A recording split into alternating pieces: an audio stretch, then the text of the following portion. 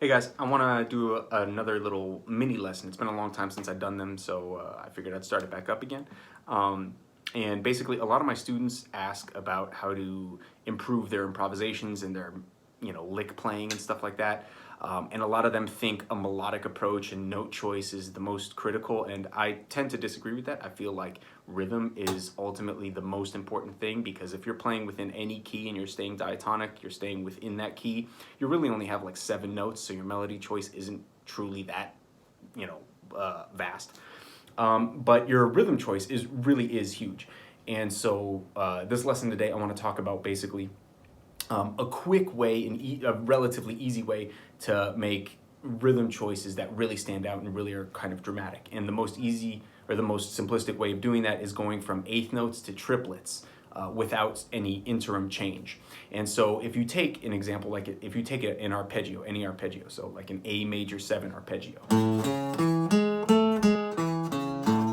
You take that arpeggio and you were to play quarter notes on it. 1, 2, 3, 4, 1, 2, 3, 4, 1, 2, 3, 4, 1. And then you turned it into eighth notes. 1 and 2 and 3 and 4 and 1 and 2 and 3 and 4 and then you turned it into triplets without stopping.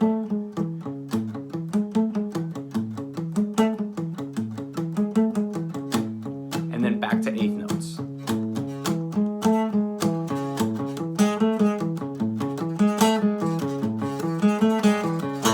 That's a really easy way to create sort of drama in your melodic playing. Now, that's a lot easier said than done for a lot of people.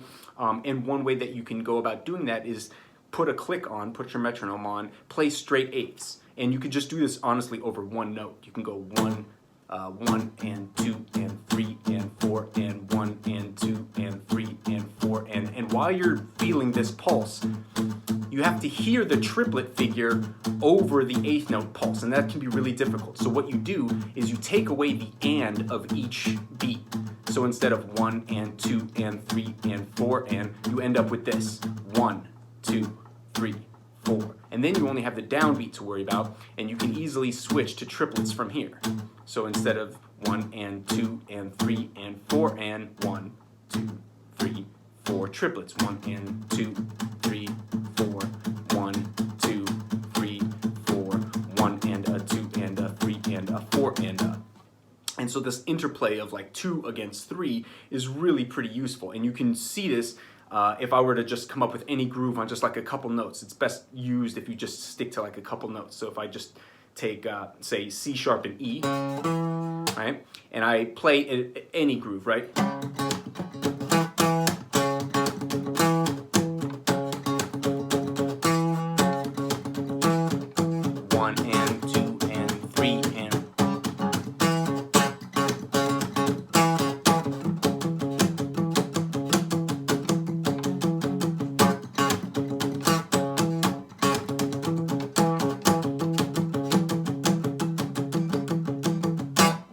Right, you create a lot of drama and sort of complexity with this like 3 against 2 figure.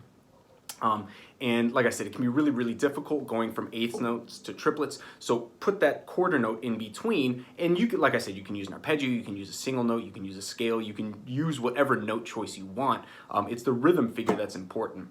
And then you can take that and you can really expand on it to a much higher degree. For example, you could play 3 against 2 in one as one rhythm figure. So if I took 2 notes, let's say like E and G, so if I were playing over an E minor chord, I took E and G, and I did eighth notes on the G, and then triplets.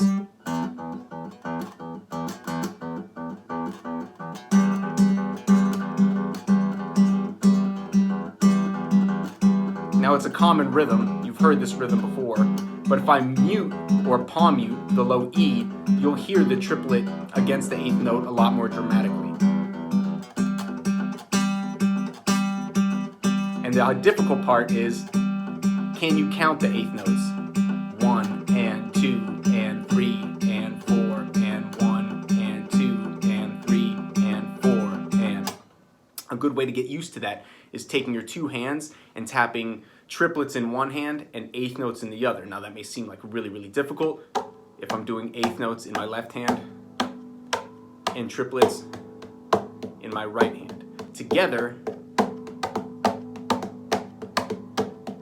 they sound like that.